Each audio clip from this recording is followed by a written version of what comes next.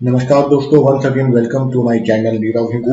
और आज का ये पॉडकास्ट बहुत छोटा रहेगा क्योंकि कई रिक्वेस्ट आती है मुझे कि अगर व्हीकल चाहे बुक कराना हो, यानी आपकी टू व्हीलर हो या फोर व्हीलर हो, अगर आपको बुक करानी है तो इसके लिए नीरव भाई कौन सा शुभ मुहूर्त है। तो इसके लिए कई बार रिक्वेस्ट आती रहती है और हर बार मैं अवेलेबल नहीं होता।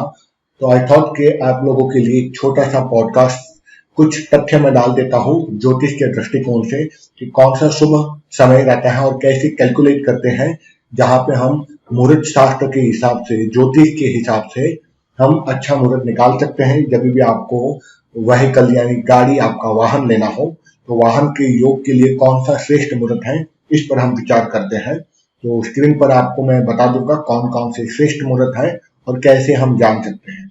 जैसे पहले मैं बात करूंगा, कोई भी चीज जानने के लिए तीन, जो कि पंचांग कहते हैं, पंचांग देखा जाता है, 5 अंग माने जाते हैं, पर उन सारी अंगों का मैं विस्तार से वर्णन ना करके यहाँ केवल 3 तथ्यों का वर्णन मैं करूंगा। तिथि, वार, नक्षत्र। ठीक है, क्योंकि पंचांग माना जाता है तिथि, नक्षत्र, वार, योग और करण। ठीक है, पर मैं यहाँ 3 चीज ही लूंगा लोगों के लिए जो आप जान सकते हैं। कोई भी आपको ऐप, बहुत सारे ऐप एंड्रॉयड एंड एप्पल के iOS में मिल जाते हैं, वहां आप हिंदू पंचांग या डायरेक्ट पंचांग, आई पर्सनली यूज डायरेक्ट पंचांग। मैं चाहे तो इसमें डिस्क्रिप्शन में डाल दूंगा उसका लिंक। मैं स्पेलिंग बता देता हूँ, Drik, DRIK, that called the Drik Panchang. It's very easy to understand और वो आप डाउनलोड कर लीजिए और उसके बाद आप लैंग्वेज उसमें आप यूज कर सकते हो अपने हिसाब से। It very good as per customization. और उसमें आप लोकेशन जरूर डालिएगा व्हेन यू स्टार्ट इंस्टॉलिंग, आप कौन से क्षेत्र से है, बॉम्बे है, क्योंकि आप जो भी लोकेशन चेंज करोगे वो हिसाब से सूर्योदय, सूर्यास्त और ये सारी समय उसमें चेंज हो जाते हैं।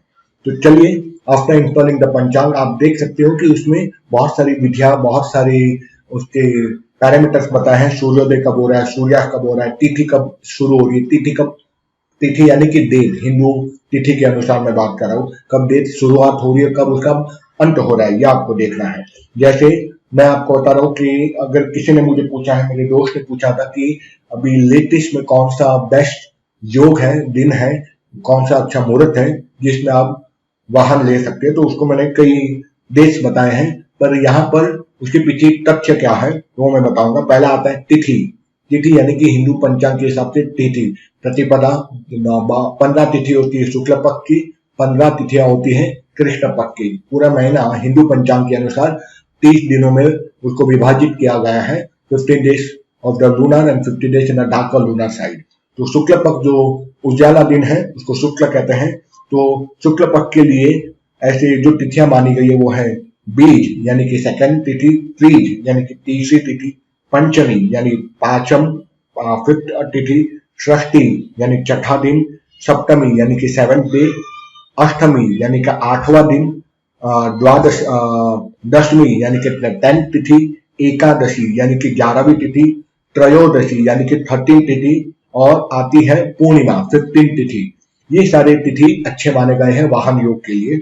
और साथ साथ में कृष्ण पक्ष का यानी पूर्णिमा के बाद का जो पहला दिन आता है उसको होता है कृष्ण पक्ष का पहला दिन, प्रतिपदा। कृष्ण पक्ष का प्रतिपदा ये भी शुभ माना गया है। उसके बाद आता है वार। तो वार कौन से देखे जाने चाहिए इसमें? सोमवार, बुधवार, गुरुवार जिसको बृहस्पतिवार भी कहते हैं, उत्तर भारत में इसको बीरवार भी कहते हैं, और शुक्रवार, ये आपको कंसिडरेशन में लेना है। उसके बाद आता है नक्षत्र। तो कुछ नक्षत्र इसमें हम कंसिडर करेंगे। अनुराधा नक्षत्र, मृगशिरा नक्षत्र, पुनर्वसु नक्षत्र, पुष्य नक्षत्र, हस्त नक्षत्र, चित्रा नक्षत्र, स्वाति नक्षत्र, श्रवण नक्षत्र, धनिष्ठा नक्षत्र, शतभिषा नक्षत्र और रेवती नक्षत्र।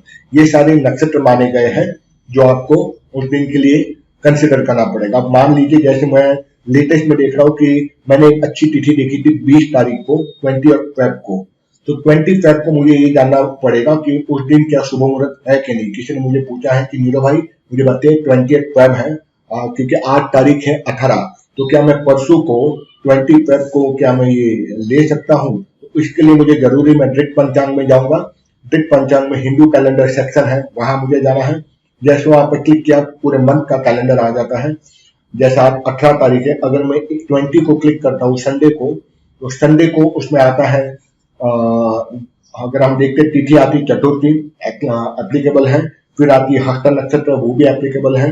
योग और करण में नहीं जाऊंगा वरना आपको उसमें काफी कंफ्यूज हो जाओगे। फिर दूसरा आता है सोमवार, पर उसमें कहता है रविवार नहीं आ सकता, तो हम रविवार कंसिडर नहीं कर सकते।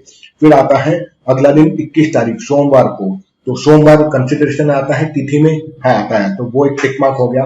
फिर आता है कृष्ण पक्ष की पंचमी, तो कृष्ण पक्ष की प्रतिपदा ही उसमें गिनी जाएगी। तो ये सारे डेट कृष्ण पक्ष के अपार्ट फ्रॉम द फर्स्ट तिथि, वो छोड़कर दूसरा से लेकर 14वीं तिथि तक यानी अमावस्या तक सारी चीजें एप्लीकेबल नहीं है, तो वो हम उसमें नहीं ले सकते कहीं ना कहीं।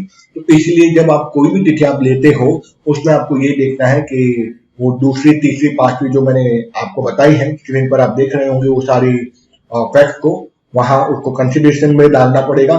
फिर आपको साथ साथ में नक्षत्र देखना पड़ेगा और उसमें वार देखना पड़ेगा। जब ये सारी चीजें अंदर कंसिडर होगी, तीनों ही तथ्य अगर आप मिलती है, तो आप 101% वो सारी डेट को उसमें आप लिख दोगे। तो और उन डेट पर यदि आप चाहे आप वाहन को घर पे लेके आते हो या अपने शॉप या ऑफिस पे लेके आते हो, या फिर आपको अप्लाई भी करना है, इन दोनों ही परिस्थितियों में आप ये डेट को कंसिडर कर सकते हो।